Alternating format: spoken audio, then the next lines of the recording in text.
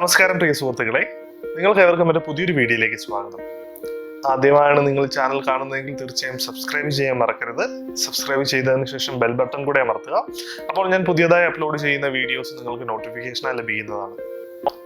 നമ്മളുടെ ഇന്നത്തെ video regional institute of എഡ്യൂക്കേഷനിൽ നടത്തപ്പെടുന്ന കോഴ്സുകളിലേക്ക് എങ്ങനെ ഓൺലൈനായി ആപ്ലിക്കേഷൻ അയക്കാം എന്നതിനെ കുറിച്ചുള്ള ഒരു വീഡിയോ ആണ്. എങ്ങനെയാണ് നമ്മൾക്ക് ഓൺലൈൻ ആപ്ലിക്കേഷൻ അയക്കുന്നത് എന്ന് വിശദമായി തന്നെ നോക്കാം. റീജിയണൽ ഇൻസ്റ്റിറ്റ്യൂട്ട് ഓഫ് എഡ്യൂക്കേഷൻ നടത്തുന്ന കോമൺ എൻട്രൻസ് എക്സാമിന് നിങ്ങൾക്ക് എങ്ങനെ ആപ്ലിക്കേഷൻ അയക്കാമെന്ന് നമുക്ക് നോക്കാം. അതിനായി ആദ്യം ചെയ്യേണ്ടത് RIE CEE എന്ന് ഗൂഗിളിൽ ടൈപ്പ് ചെയ്ത് കഴിഞ്ഞാൽ നിങ്ങൾക്ക് കിട്ടുന്ന ആദ്യത്തെ റിസൾട്ട് എന്ന് പറയുന്നത് റീജിയണൽ ഇൻസ്റ്റിറ്റ്യൂട്ട് ഓഫ് എഡ്യൂക്കേഷന്റെ കോമൺ എൻട്രൻസ് എക്സാമിന്റെ വെബ്സൈറ്റ് ആണ്. ആ വെബ്സൈറ്റിൽ ക്ലിക്ക് ചെയ്തതിന് ശേഷം നിങ്ങൾ ചെയ്യേണ്ട ഒരു കാര്യം, വളരെ പ്രധാനപ്പെട്ട ഒരു കാര്യം എന്ന് പറയുന്നത്, ഈ ആപ്ലിക്കേഷൻ ഒരിക്കലും മൊബൈലിൽ ചെയ്യാൻ പാടില്ല. കാരണം മൊബൈലിൽ ചെയ്തു കഴിഞ്ഞാൽ ഇത് ശരിക്കും കംപ്ലീറ്റ് ചെയ്യാൻ സാധിക്കില്ല. അതുകൊണ്ട് തന്നെ ലാപ്ടോപ്പിൽ തന്നെ ചെയ്യണം. അതുകൂടാതെ തന്നെ നിങ്ങൾ വളരെ വിശദമായി തന്നെ ഈ എൻട്രൻസ് എക്സാമിന്റെ എലിജിബിലിറ്റി ക്രൈറ്റീരിയ, സെലക്ഷൻ പ്രോസസ്സുകൾ എല്ലാം വിശദമായി തന്നെ നോക്കണം. ഓക്കെ, അപ്പോൾ നമുക്ക് ഇവിടെ കാണാം, ഇന്ത്യയിൽ ഏകദേശം 5 RIE ഇൻസ്റ്റിറ്റ്യൂട്ടുകളാണുള്ളത്. നമ്മൾക്ക് കേരളത്തിൽ നിന്നുള്ളവർക്ക് അപ്ലൈ ചെയ്യാൻ സാധിക്കുന്നത് മൈസൂർ RIEയിലാണ്. അതുകൂടാതെ തന്നെ പ്രാരംഭ് എന്ന് പറഞ്ഞ ഒരു ഇൻസ്റ്റിറ്റ്യൂട്ടും കൂടെ ഉണ്ട്. അത് ഹരിയാനയിലെ ഒരു ടീച്ചേഴ്സ് ട്രെയിനിങ് ഇൻസ്റ്റിറ്റ്യൂട്ടാണ്. അത് സ്റ്റേറ്റ് ഗവൺമെന്റ് ഇൻസ്റ്റിറ്റ്യൂട്ടാണ്. അവിടേക്കും അപ്ലൈ ചെയ്യാൻ സാധിക്കും നമുക്ക്. മറ്റുള്ള RIE മൈസൂർ മാത്രമേ കേരളത്തിൽ നിന്നുള്ളവർക്ക് അപ്ലൈ ചെയ്യാൻ സാധിക്കുകയുള്ളൂ. ഇനി അടുത്തത് ഈ ആപ്ലിക്കേഷൻ എങ്ങനെ നിങ്ങൾക്ക് അയക്കാൻ സാധിക്കും എന്നതിനെ കുറിച്ചാണ്. അപ്പം ആദ്യം നമ്മൾ ചെയ്യേണ്ടത് കാൻഡിഡേറ്റ് രജിസ്ട്രേഷൻ, അതായത് സ്റ്റുഡൻറ് രജിസ്ട്രേഷനിൽ ക്ലിക്ക് ചെയ്തതിന് ശേഷം ഫസ്റ്റ് നെയിം എന്താണോ അതടിക്കാം. അതിനുശേഷം ലാസ്റ്റ് നെയിം ടൈപ്പ് ചെയ്യാൻ നിങ്ങളുടെ. അതിനുശേഷം നിങ്ങൾ ചെയ്യേണ്ടത് അച്ഛന്റെ പേരെന്താണ് എന്നുള്ളത് ടൈപ്പ് ചെയ്യുക. അതിനുശേഷം അമ്മയുടെ പേര്, മൊബൈൽ നമ്പർ,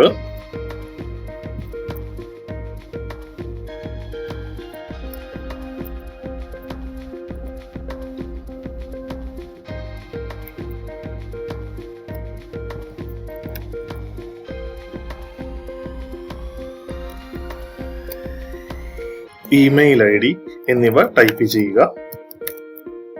ഇത് ടൈപ്പ് ചെയ്തതിന് ശേഷം അത് താഴോട്ട് വരുമ്പോൾ നിങ്ങൾക്കൊരു ക്യാപ്ച കോഡ് കാണാം. ആ ക്യാപ്ച കോഡ് ടൈപ്പ് ചെയ്യുക കൃത്യമായി തന്നെ. ഇത്രയും ചെയ്തതിന് ശേഷം നിങ്ങൾ ചെയ്യേണ്ടത് കാൻഡിഡേറ്റ് രജിസ്ട്രേഷൻ എന്നുള്ള ഈ ബട്ടണിൽ ക്ലിക്ക് ചെയ്യുക. ക്ലിക്ക് ചെയ്ത് കഴിയുമ്പോൾ നിങ്ങൾക്ക് കാണാൻ സാധിക്കും നിങ്ങളുടെ രജിസ്ട്രേഷൻ സക്സസ്ഫുൾ ആണ്. നിങ്ങളുടെ യൂസർ IDയും പാസ്വേഡും ഇവിടെ തന്നെ ജനറേറ്റ് ചെയ്ത് നിങ്ങൾക്ക് കാണാൻ സാധിക്കും. അപ്പോൾ നിങ്ങൾക്ക് റെഫറൻസിനായിട്ട് ഈ യൂസർ IDയും പാസ്വേഡും എഴുതി വെച്ചേക്കണം. ഇല്ല എങ്കിൽ നിങ്ങൾ മറന്നു പോകാനുള്ള സാധ്യതയുണ്ട്. അതുകൊണ്ട് തന്നെ ഞാനിവിടെ യൂസർ IDയും പാസ്വേഡും കോപ്പി ചെയ്ത് ഇവിടെ വെച്ചിട്ടുണ്ട്. അതിനുശേഷം നമ്മൾ ചെയ്യേണ്ടത് ലോഗിൻ എന്ന പാർട്ടിലേക്ക് പോവുക. ലോഗിൻ എന്ന പാർട്ടിലേക്ക് പോയതിനു ശേഷം നിങ്ങളുടെ യൂസർ ID എന്താണോ ഇവിടെ കാണിച്ചിരിക്കുന്ന യൂസർ ID അതേ കൂട്ട് കോപ്പി ചെയ്ത് അവിടെ ഇടുക. അതിനുശേഷം നിങ്ങൾ ചെയ്യേണ്ടത് പാസ്വേഡും അതേ രീതിയിൽ തന്നെ കോപ്പി ചെയ്ത് അവിടെ ഇടുക. അതുകൂടാതെ തന്നെ ഈ ക്യാപ്ച കോഡ് വളരെ കൃത്യമായി തന്നെ അവിടേക്ക് കൊടുക്കുക. കൊടുത്തു കഴിയുമ്പോൾ നിങ്ങളുടെ യൂസർ IDയും പാസ്വേഡും കറക്റ്റ് ആണെങ്കിൽ തീർച്ചയായിട്ടും നിങ്ങൾക്ക് ലോഗിൻ ചെയ്യാൻ സാധിക്കുന്നതാണ്. അപ്പോൾ നിങ്ങൾ ചെയ്യേണ്ട അടുത്ത കാര്യം എന്ന് പറയുന്നത് നിങ്ങളുടെ പേഴ്സണൽ ഡീറ്റെയിൽസ് എല്ലാം വളരെ കൃത്യമായി തന്നെ ഫില്ല് ചെയ്യുക. ഓക്കെ, പിന്നെ ഇവിടെ ഒരു നോട്ടീസ് കാണിക്കുന്നുണ്ട്, ഇമ്പോർട്ടന്റ് ആയിട്ടുള്ള നോട്ടീസ്. 2021 പാസ് ഔട്ട് ആകുന്ന കാൻഡിഡേറ്റ്സിനുള്ള ഒരു ഇമ്പോർട്ടന്റ് നോട്ടീസ് ആണ്. നമ്മൾക്ക് ഈ നോട്ടീസ് വരുമ്പോൾ വായിക്കാം. Candidates whose passing year is 2021 can fill 0 in obtained marks and maximum marks. അതായത് 2021 പാസ്സാകുന്ന കുട്ടികൾക്ക് പാസിംഗ് മാർക്കിന്റെ അവിടെയും നമ്മൾക്ക് മാർക്ക് ഒബ്റ്റെയിൻ ചെയ്തതിന്റെ അവിടെയും 0 ഇടാമെന്നുള്ള ഒരു നോട്ടീസാണ് ഇവിടെ കാണിച്ചിരിക്കുന്നത്. അത് കൃത്യമായി ഓർത്തിരിക്കണം. അതുകൂടാതെ തന്നെ അടുത്ത സ്റ്റെപ്പ് എന്ന് പറയുന്നത് നെക്സ്റ്റ് കൊടുക്കുക. അപ്പോൾ നിങ്ങൾക്ക് നിങ്ങളുടെ പേഴ്സണൽ ഡീറ്റെയിൽസ് ഫില്ല് ചെയ്യാനായിട്ട് ഇവിടെ കാണിക്കും. നമുക്ക് ഇനി പേഴ്സണൽ ഡീറ്റെയിൽസ് ഓരോന്നായിട്ട് തന്നെ ഫില്ല് ചെയ്ത് കൊടുക്കാം. ആദ്യം നമുക്ക് കൊടുക്കേണ്ടത് ഡേറ്റ് ഓഫ് ബർത്ത് ആണ്. അപ്പോൾ ഞാൻ ഡേറ്റ് ഓഫ് ബർത്ത് കൊടുക്കുകയാണ്. ഓക്കെ, അതിനുശേഷം ജെൻഡർ, നാഷണാലിറ്റി ഓൾറെഡി അവിടെ ഉണ്ട്. അപ്പോൾ നമ്മൾ ഇവിടെ സെലക്ട് ചെയ്യുന്ന ഡൊമസൈൽ, അതായത് നമ്മൾ എവിടെയാണോ സ്റ്റേ ചെയ്യുന്നത്, ഇപ്പൊ കേരളമാണ് സെലക്ട് ചെയ്യുന്നതെങ്കിൽ പിന്നെ കേരളത്തിനെ ബേസ് ചെയ്തിട്ടുള്ള കാര്യങ്ങളായിരിക്കും ഇവിടെ എല്ലാം വരുന്നത്, നമ്മുടെ ഇൻസ്റ്റിറ്റ്യൂട്ട് ഉൾപ്പെടെ. അതിനുശേഷം നമ്മളുടെ കാറ്റഗറി ഏതാണെന്ന് സെലക്ട് ചെയ്യണം. ഇപ്പൊ ഞാൻ ഇവിടെ ജനറൽ കാറ്റഗറിയാണ് സെലക്ട് ചെയ്യുന്നത്. അതിനുശേഷം ഡിസേബിൾഡ് ആണോ അല്ലയോ, ഡിസേബിൾഡ് ആണ് എങ്കിൽ യെസ് എന്ന് കൊടുക്കുക, ഡിസേബിൾഡ് അല്ല എങ്കിൽ നോ എന്ന് കൊടുക്കുക. ഓക്കെ, ഇപ്പൊ ഞാൻ നോ എന്നാണ് കൊടുക്കുന്നത്. അതിനുശേഷം റിലീജിയൻ ഏതാണോ ആ റിലീജിയൻ അവിടെ കൊടുക്കുക. അതിനുശേഷം നിങ്ങളുടെ ബ്ലഡ് ഗ്രൂപ്പ് അത് കമ്പൽസറി ആയിട്ട് കൊടുക്കണമെന്ന് കാണിച്ചിട്ടുണ്ട്, അതുകൊണ്ട് തന്നെ നിങ്ങളുടെ ബ്ലഡ് ഗ്രൂപ്പ് ഏതാണോ അത് തന്നെ കൊടുക്കുക. ഇനി നിങ്ങൾക്ക് അറിയില്ല എങ്കിൽ ഐ ഡോണ്ട് നോ എന്നുള്ള ഓപ്ഷനിലേക്ക് കൊടുക്കുക. അതിനുശേഷം സീക്കിംഗ് അഡ്മിഷൻ ഇൻ പ്രാരംഭ്, അപ്പം അതിനെക്കുറിച്ചുള്ള ഡീറ്റെയിൽ ഇവിടെ കൊടുത്തിട്ടുണ്ട്. നിങ്ങൾ പ്രാരംഭ് എന്ന ഞാൻ നേരത്തെ പറഞ്ഞ ഇൻസ്റ്റിറ്റ്യൂട്ടിൽ അപ്ലൈ ചെയ്യുന്നുണ്ടോ എന്നാണ് ചോദിച്ചിരിക്കുന്നത്. അതിന്റെ ഡീറ്റെയിൽസ് വിശദമായി തന്നെ കൊടുത്തിട്ടുണ്ട്. 85% സീറ്റും ഹരിയാന ഡൊമസൈൽ ആയിട്ടുള്ളവർക്ക് റിസർവ് ചെയ്തിരിക്കുന്നതാണ്.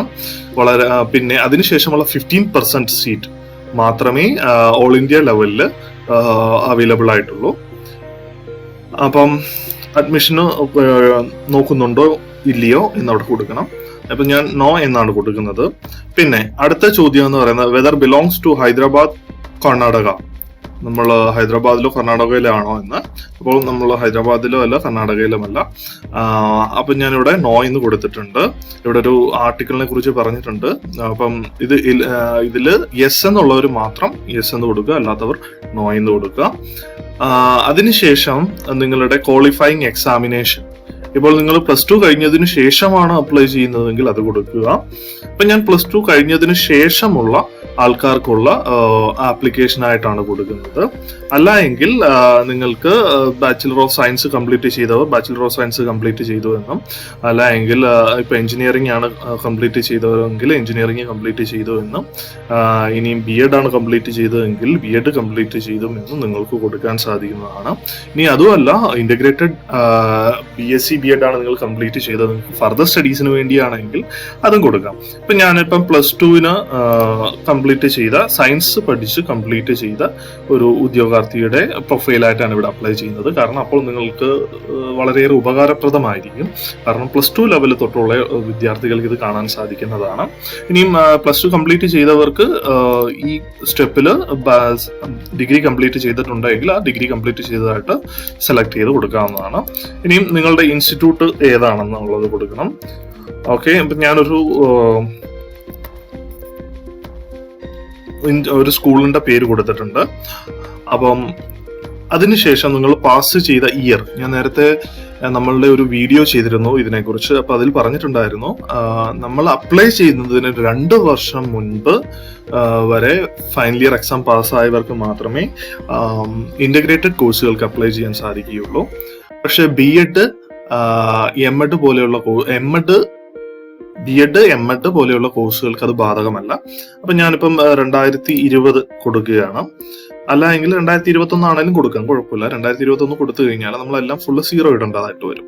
അപ്പം അതിനുശേഷം നമ്മൾ കൊടുക്കേണ്ടത് നിങ്ങൾ എടുത്തിരിക്കുന്ന വിഷയം. നിങ്ങൾ ഇപ്പം മാത്തമാറ്റിക്സ്, സ്റ്റാറ്റിസ്റ്റിക്സ് ഉണ്ട്, അല്ലെങ്കിൽ ബയോളജി, ബയോടെക്നോളജി ഉണ്ട്.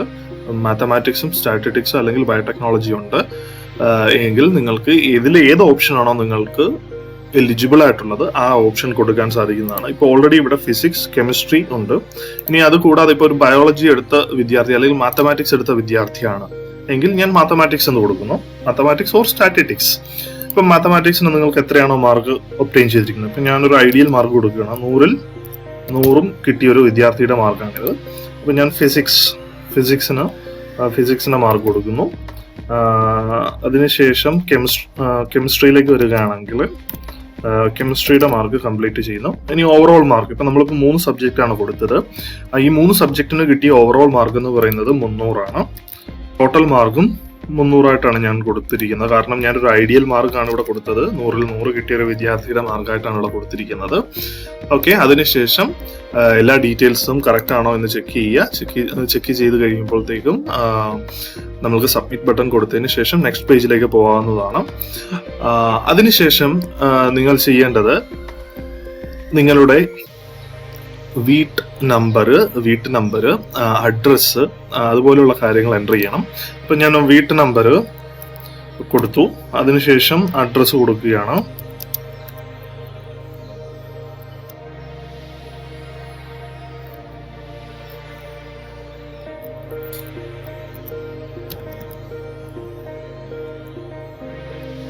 ഓക്കെ, അതിനുശേഷം നിങ്ങളുടെ സ്റ്റേറ്റ് ഏതാണോ അത് സെലക്ട് ചെയ്യുക, ഏത് ഡിസ്ട്രിക്റ്റ് ആണോ അത് സെലക്ട് ചെയ്യാം. അതിനുശേഷം നിങ്ങളുടെ സിറ്റി ഏതാണ് അത് സെലക്ട് ചെയ്യാം. അതിനുശേഷം നിങ്ങളുടെ പിൻകോഡ് അടിക്കുക. ഓക്കെ, ഞാനിവിടെ ഒരു പിൻകോഡും അടിച്ചു. ഇതൊരു കറക്റ്റ് ആയിട്ടുള്ള പിൻകോഡും അഡ്രസ്സും അല്ല, ഞാനൊരു വെർച്വൽ ആയിട്ടൊരു അഡ്രസ്സും പിൻകോഡും കാര്യങ്ങളും എല്ലാം കൊടുക്കുകയാണ്. അതിനുശേഷം നിങ്ങൾ ഏത് പ്രോഗ്രാമിലേക്കാണ് അപ്ലൈ ചെയ്യുന്നതെന്ന് നോക്കണം. ഇപ്പൊ ഞാനിവിടെ കഴിഞ്ഞ ദിവസം ഒരു വീഡിയോ ചെയ്തിരുന്നു, ഇന്റഗ്രേറ്റഡ് ബി.എഡിന്റെ വീഡിയോ, ഇന്റഗ്രേറ്റഡ് MSc B.Edന്റെ വീഡിയോയും ചെയ്തിരുന്നു. അപ്പൊ ഞാനിവിടെ ഐഡിയൽ ആയിട്ട് +2 കഴിഞ്ഞതിന് ശേഷം 6 വർഷമുള്ള ഒരു കോഴ്സാണ് ഇന്റഗ്രേറ്റഡ് ആയിട്ടുള്ള MSc B.Ed. അപ്പൊ അതിനേക്കുള്ള ആപ്ലിക്കേഷൻ ആയിട്ടാണ് കൊടുക്കുന്നത്. അപ്പം ഏത് സ്പെഷ്യലൈസേഷൻ ആണ് അതിനകത്ത് എടുക്കേണ്ടതെന്ന് നോക്കണം. അപ്പോൾ അതിനകത്ത് ഫിസിക്സ് ഉണ്ട്, കെമിസ്ട്രി ഉണ്ട്, മാത്തമാറ്റിക്സ് ഉണ്ട്. അപ്പം ഞാൻ കെമിസ്ട്രി കൊടുക്കുകയാണ്. ഏത് ഇൻസ്റ്റിറ്റ്യൂട്ടിലാണ്, നമ്മൾ നേരത്തെ പറഞ്ഞിരുന്നു ഈ പറഞ്ഞ കോഴ്സ് RIE മൈസൂരിൽ മാത്രമേ ഉള്ളൂ. അപ്പോൾ നമുക്ക് അത് ആഡ് ചെയ്യാം. ഇനിയും അത് കൂടാതെ നിങ്ങൾക്ക് അടുത്ത കോഴ്സ് ആഡ് ചെയ്യണമെങ്കിൽ ഇപ്പൊ ഞാൻ integrated BSc B.Ed course add ചെയ്യണം. അതിനകത്ത് ഫിസിക്കൽ സയൻസ് അല്ലെങ്കിൽ ബയോളജിക്കൽ സയൻസ് ഉണ്ട്. ഇതിൽ ഞാൻ ഫിസിക്കൽ സയൻസ് സെലക്ട് ചെയ്ത് ഇപ്പൊ നമ്മൾക്ക് അപ്ലൈ ചെയ്യാൻ സാധിക്കുന്നത് RIE മൈസൂർ ഉണ്ട്, RIE പ്രാരംഭ് അപ്ലൈ ചെയ്യുന്നെങ്കിൽ അപ്ലൈ ചെയ്യാൻ സാധിക്കും, അല്ലെങ്കിൽ RIE ഭുവനേശ്വറിൽ ഓൾ ഇന്ത്യ കോട്ടയിൽ അപ്ലൈ ചെയ്യാൻ സാധിക്കും. ഇത് വളരെ കുറച്ച് സീറ്റുകൾ മാത്രമേ കാണുള്ളൂ. ഇപ്പൊ നമുക്ക് കേരളത്തിൽ നിന്നുള്ളവർക്ക് കംപ്ലീറ്റ് ആയിട്ട് അപ്ലൈ ചെയ്യാൻ സാധിക്കുന്നത് RIE മൈസൂരിലാണ്. നമ്മളിവിടെ അടിച്ച അഡ്രസ്സ് പോയിട്ടുണ്ട് കേട്ടോ. അപ്പോൾ ഞാനത് ഒന്നുകൂടെ അടിക്കുകയാണ്. ഞാൻ നേരത്തെ അടിച്ച അഡ്രസ്സ് മറന്നുപോയി. അപ്പോൾ ഞാൻ പുതിയതായിട്ടൊരു അഡ്രസ്സ് കൊടുക്കുകയാണ്.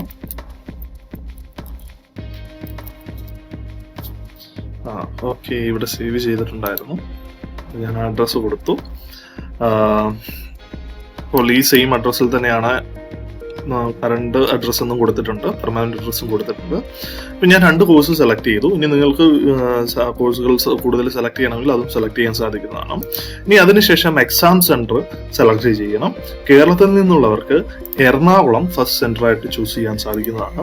അതുകൂടാതെ തന്നെ നിങ്ങൾക്ക് കേരളത്തിനോട് അടുത്ത് കിടക്കുന്ന ഒരു സ്ഥലമാണ് ബാംഗ്ലൂർ കൊടുക്കാം.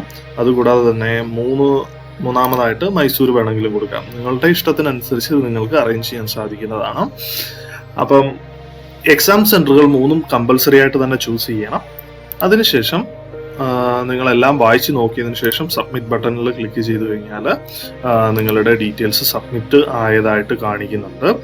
അതിനുശേഷം നിങ്ങൾ ചെയ്യേണ്ടത് നിങ്ങളുടെ ഫോട്ടോയും സിഗ്നേച്ചറും അപ്ലോഡ് ചെയ്യണം. അപ്പോൾ നമുക്ക് ഇവിടെ പറഞ്ഞിട്ടുണ്ട് ഫോട്ടോയുടെയും സിഗ്നേച്ചറിന്റെയും സൈസും കാര്യങ്ങളൊക്കെ. ആ സൈസിനും ഹൈറ്റ് വിഡ്ത്ത് എല്ലാം തന്നിട്ടുണ്ട്. അതിനനുസരിച്ച് ഫോട്ടോ സെറ്റ് ചെയ്യുക. സെറ്റ് ചെയ്തതിന് ശേഷം നിങ്ങൾ നിങ്ങളുടെ ഡെസ്ക്ടോപ്പിൽ എവിടെയാണെന്ന് വെച്ചാൽ സേവ് ചെയ്യുക. അപ്പം ഞാനിവിടെ എൻ്റെ ഫോട്ടോസ് അപ്ലോഡ് ചെയ്യുന്നു. എൻ്റെ അല്ല, ഒരു ഇമാജിനറി ഫോട്ടോയാണ്. അപ്പം ഞാൻ രണ്ടും സെയിം നെയിമിൽ തന്നെയാണ് ചെയ്തിരിക്കുന്നത്. ഓക്കെ, അപ്പം ഫോട്ടോയും സിഗ്നേച്ചറും അപ്ലോഡ് ചെയ്ത് എന്നിവിടെ കാണിക്കും. ഇപ്പം ഞാനിവിടെ അപ്ലോഡ് ചെയ്തൊരു ഇമാജിനറി ഫോട്ടോയാണ്. സിഗ്നേച്ചറിനായിട്ട് അതേ ഫോട്ടോയുടെ തന്നെ ഒരു പാർട്ടാണ് അപ്ലോഡ് ചെയ്തിരിക്കുന്നത്. അതിനുശേഷം നിങ്ങൾ ചെയ്യേണ്ടത് നിങ്ങളുടെ രജിസ്ട്രേഷൻ പാർട്ടിൽ പോവുക, വീണ്ടും തിരികെ. അതിനുശേഷം സേവ് ആൻഡ് നെക്സ്റ്റ് കൊടുക്കുക. എല്ലാം വായിച്ചു നോക്കി കറക്റ്റ് ആണ് എന്ന് ഉറപ്പുണ്ടെങ്കിൽ സേവ് നെക്സ്റ്റ് കൊടുക്കുക. സേവ് നെക്സ്റ്റ് കൊടുത്തതിന് ശേഷം നിങ്ങൾക്ക് എല്ലാം സേവ് ചെയ്തതായിട്ട് കാണും. അതിനുശേഷം നിങ്ങൾ ചെയ്യേണ്ടത് നിങ്ങളുടെ ആപ്ലിക്കേഷൻ ലോക്ക് ചെയ്യുക എന്നുള്ളതാണ്. ഈ ലോക്ക് ചെയ്ത് കഴിഞ്ഞാൽ നിങ്ങൾക്ക് എഡിറ്റ് ചെയ്യാൻ സാധിക്കില്ല. ലോക്ക് ചെയ്തതിന് ശേഷം മാത്രമേ നിങ്ങൾക്ക് ഇനി മുന്നോട്ട് പ്രൊസീഡ് ചെയ്യാൻ സാധിക്കുകയുള്ളൂ. അതുകൊണ്ട് തന്നെ ഞാനിവിടെ ആപ്ലിക്കേഷൻ ലോക്ക് ചെയ്യാൻ പോവുകയാണ്. ലോക്ക് ചെയ്ത് കഴിഞ്ഞു കഴിഞ്ഞാൽ ഇനി നിങ്ങളുടെ ഒരു ഡീറ്റെയിൽസ് പോലും എഡിറ്റ് ചെയ്യാൻ സാധിക്കുകയില്ല. ഓക്കെ, അതുകൊണ്ട് വളരെ കെയർഫുൾ ആയിട്ട് വേണം ഈ ആപ്ലിക്കേഷൻ ലോക്ക് ചെയ്യാനായിട്ട്. അതിനുശേഷം നിങ്ങൾക്ക് ഈ ആപ്ലിക്കേഷന്റെ ഡ്രാഫ്റ്റ് പ്രിന്റ് ചെയ്ത് സൂക്ഷിക്കാൻ സാധിക്കുന്നതാണ്. അപ്പോൾ ഞാൻ നേരത്തെ കൊടുത്ത ഡീറ്റെയിലുകളല്ല, ഞാൻ നേരത്തെ കൊടുത്ത ഒരു വെർച്വൽ ഡീറ്റെയിലുകളാണ് ഇത് ഫുള്ള്. അപ്പോൾ ഈ വെർച്വൽ ഡീറ്റെയിലുകൾ ഫുള്ള് നിങ്ങൾക്ക് കിട്ടും. ഇപ്പോൾ ഇത് നിങ്ങളുടെ ഒറിജിനൽ ഡീറ്റെയിൽസ് കൊടുക്കുകയാണെങ്കിൽ നിങ്ങളുടെ ഒറിജിനൽ ഡീറ്റെയിൽസ് കംപ്ലീറ്റ് ആയിട്ട് ഈ ഡ്രാഫ്റ്റിനകത്ത് കാണാൻ സാധിക്കുന്നതാണ്. ഓക്കെ, അതിനുശേഷം നിങ്ങൾ ചെയ്യേണ്ടത് ഫീ പേയ്മെന്റ് ആണ്. അതായത് ഇപ്പം ഞാൻ സെലക്ട് ചെയ്തത് ജനറൽ കാറ്റഗറിയാണ്. ജനറൽ കാറ്റഗറി ആയതുകൊണ്ട് തന്നെ ഇതിന്റെ ആപ്ലിക്കേഷൻ ഫീസ് 1000 ആണ്. ഓക്കെ, അപ്പൊ ഇവിടെ ടേബിൾ എമൗണ്ട് ഇവിടെ 1000 എന്ന് കാണിച്ചിട്ടുണ്ട്. ആ എമൗണ്ട് തന്നെ ഇവിടെ കൊടുക്കുക. കൊടുത്തതിന് ശേഷം പ്രൊസീഡ് ചെയ്യുക. അപ്പൊ ഇവിടെ കുറച്ച് നോട്ട്സ് കൊടുത്തിട്ടുണ്ട്, എന്തൊക്കെയാണ് പേയ്മെന്റ് ചെയ്യുമ്പോൾ ശ്രദ്ധിക്കേണ്ട കാര്യങ്ങൾ എന്നൊക്കെ വളരെ വിശദമായിട്ട് കൊടുത്തിട്ടുണ്ട് കേട്ടോ. അപ്പൊ അത് ശ്രദ്ധിച്ച് നോക്കണം. അതിനുശേഷം മാത്രമേ പേയ്മെന്റ് ചെയ്യാവുള്ളൂ. ഇനി എന്തെങ്കിലും പേയ്മെന്റിൽ പ്രോബ്ലംസ് ഉണ്ടായി കഴിഞ്ഞു കഴിഞ്ഞാൽ, അതായത് നിങ്ങളുടെ അക്കൗണ്ടിൽ നിന്ന് ഡെബിറ്റ് ആവുകയും ഇവിടെ അപ്ഡേറ്റ് ചെയ്യാതെ ആവുകയും ആണെങ്കിൽ നിങ്ങൾക്ക് അതിന്റെ ട്രാൻസാക്ഷൻ നമ്പറൊക്കെ ഉൾപ്പെടുത്തി ഈ ഇമെയിലിലേക്ക് അയച്ചു കഴിഞ്ഞാൽ അവർ നിങ്ങളെ സഹായിക്കുന്നതാണ്. അതിനുശേഷം പ്രൊസീഡ് ടു പേയ്മെന്റ് കൊടുത്തു കഴിഞ്ഞാൽ നിങ്ങൾക്ക് പേയ്മെന്റ് പേജിലേക്ക് പോവുകയും പേയ്മെന്റ് പേജിൽ നിങ്ങളുടെ ഡീറ്റെയിൽസ്, അതായത് ഡെബിറ്റ് കാർഡോ ക്രെഡിറ്റ് കാർഡോ അല്ലെങ്കിൽ ഇന്റർനെറ്റ് ബാങ്കിങ്ങോ അല്ലെങ്കിൽ UPIയോ ഉപയോഗിച്ച് നിങ്ങൾക്ക് പേയ്മെന്റ് ചെയ്യാൻ സാധിക്കുന്നതാണ്. ഓക്കെ, പേയ്മെന്റ് ചെയ്ത് കഴിഞ്ഞു കഴിഞ്ഞാൽ ഉടൻ തന്നെ തിരികെ നമ്മളുടെ പഴയ വെബ്സൈറ്റിലേക്ക്, അതായത് നമ്മളുടെ RIയുടെ വെബ്സൈറ്റിലേക്ക് തിരികെ എത്തുന്നതായിരിക്കും. ഓക്കെ, അപ്പോൾ ഈ ഡീറ്റെയിൽസ് ഉപയോഗിച്ച് നിങ്ങൾക്ക് നിങ്ങളുടെ ഫൈനൽ ആപ്ലിക്കേഷൻ ഫോം ഡൗൺലോഡ് ചെയ്യാൻ സാധിക്കുന്നതാണ്. അപ്പോൾ ഇത്രയാണ് നമ്മളുടെ RIയുടെ ആപ്ലിക്കേഷൻ പ്രൊസീജിയേഴ്സ്.